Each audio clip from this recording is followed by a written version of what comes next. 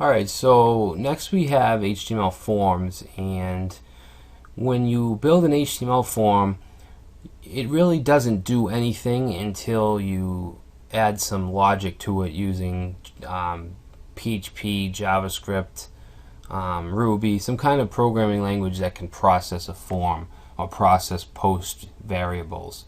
So right now, all we're really going to do is build the actual HTML form. Later on in the series, when we get into the PHP and other stuff, we'll talk about processing them. Alright, so I'm going to create a new folder for this section called Chapter 1, Section 6. And I'm actually going to copy the files from the last, just because I like to use that template. We can open up index, and I can get rid of everything in between the container divs.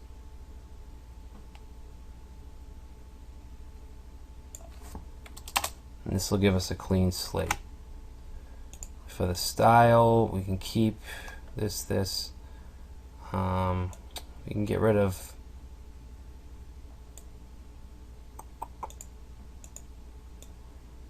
all this table stuff, and I also want to get rid of the text align center for the container. Okay.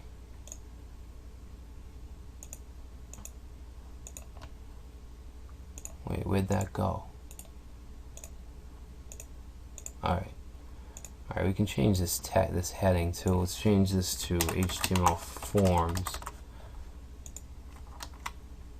Alright, so like anything else in HTML, forms have their own set of tags. So we're going to open up a form tag, and usually you would give a couple attributes here, and one would be action, and that means that when we submit a form, we submit an HTTP request, and that's usually through GET or POST.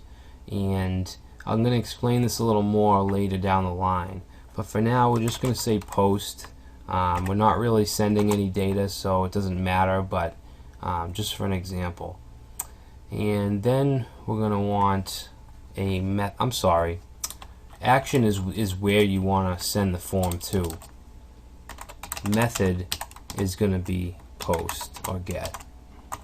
It's the method of HTTP request.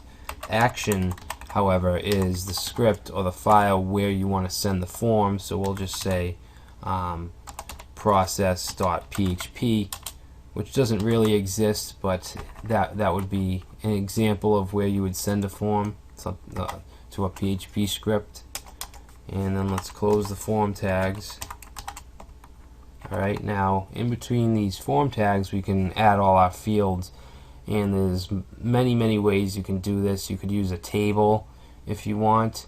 You could just have the text, paragraphs, but I'm going to use an unordered list for our form. So I'm going to say UL and have some list tags, and in each list tag we want to have the label of the field. So say label, say first name, label, and we can actually format this a little better, easier to read.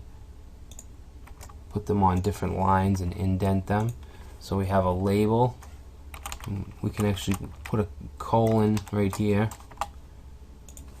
and then we have the input, and this is going to be just a text box input. So you want input, and usually you'd give it a name so that you could use it on the server-side programming, and it would be something like this. And we want to type. So the type is text, and then you can close it like that.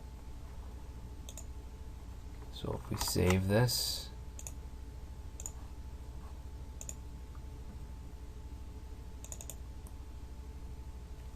we now have a label and an input in our form. I don't want the bullets here, so I'm going to go into my CSS file,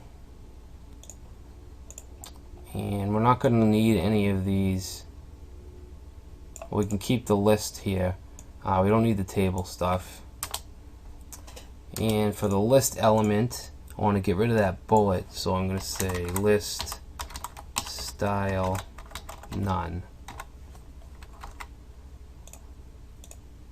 Okay, so that got rid of that. Let's actually put a heading.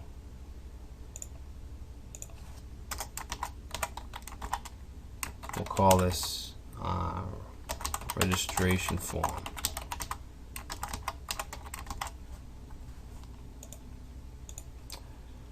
Okay, so what we want to do now is add another field. So I'm going to put a line break here. And we can actually copy this. We'll say last name.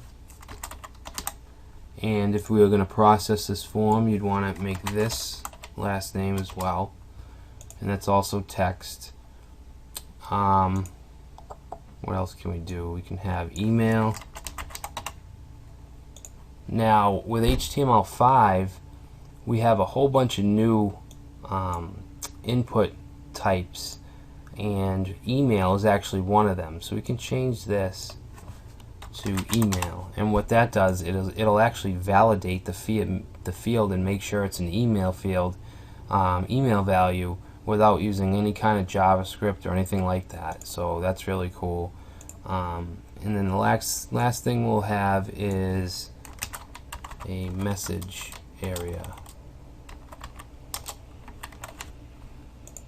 Oh, let me change this name.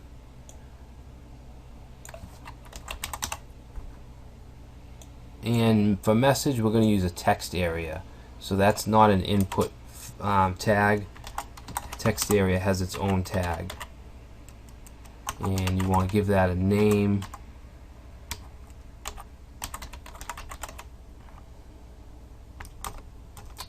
And hold on. Keyboard's acting up. And we can actually have a ending text area tag. Okay, so if we save this, okay, the form looks a little demented, but we'll fix that. We also need a submit button. So here we'll add input type equals submit, and the value will be what's written on the button. So we'll say register.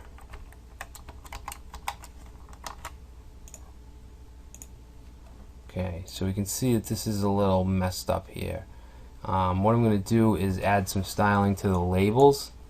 I'm going to give them a fixed width, okay, so that the boxes aren't ending at different or beginning at different positions here.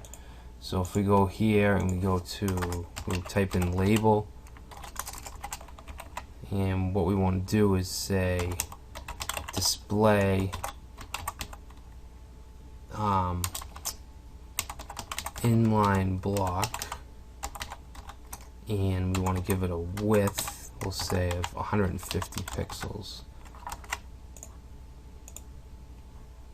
Okay, now I'm going to get rid of this text align center.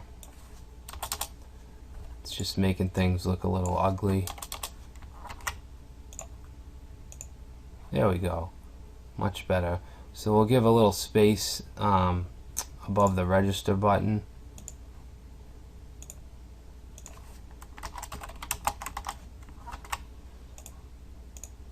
Alright, so that's a form. Now if we submit it, it's not going to do anything. It's going to process.php, but we obviously don't have that file, and even if we did, we're not on a web server, so it's not going to work. PHP needs a web server to run. Now I'll actually add a couple more elements, different kinds of input. Let's see, we can add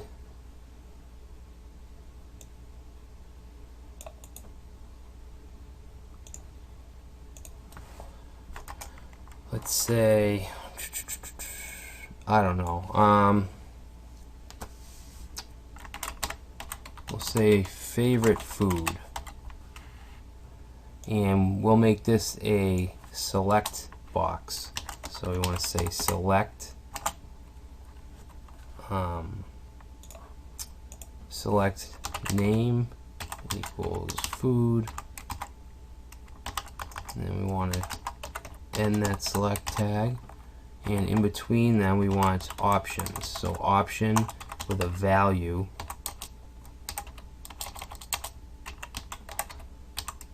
value can be pizza, and then we need to close the option, and this value equals pizza, this isn't going to display to the user. We need to put something here to display, which will just have pizza. If I copy these, we can change the value to I don't know, hamburgers,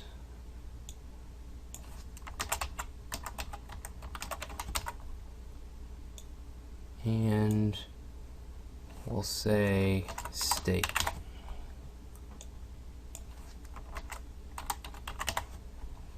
Okay, so we get the select, open tag, options, which you can have as many as you want, and then the closing select tag.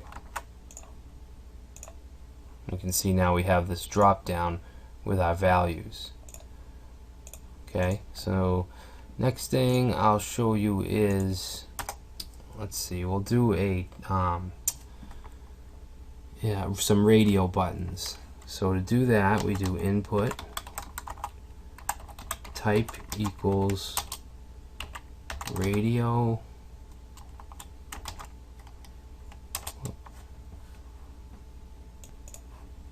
and we got to give this a name, and let's just say gender,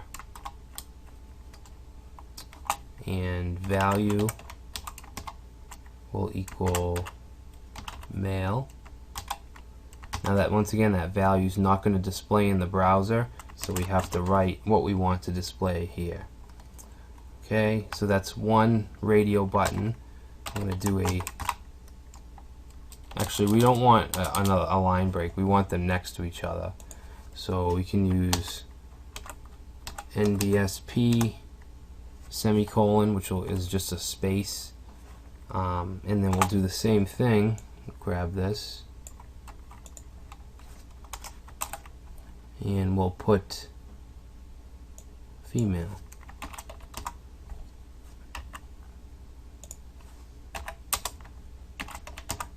Okay, so if we reload that, whoop, not sure what happened there. Oh,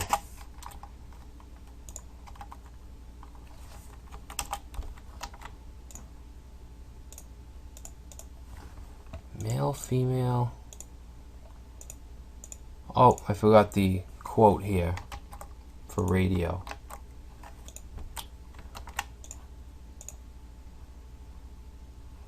And we want to put, we actually don't have a label, and we also didn't do a line break, so we need to do that. We need to have a label, gender,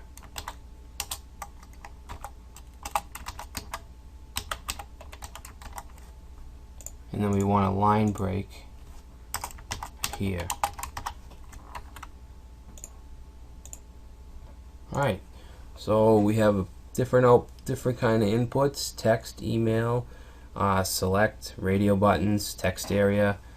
So that's pretty much it. It's a very simple form, and later on in this series we'll be going into actually processing forms. So that's it for this section. I'll see you in the next.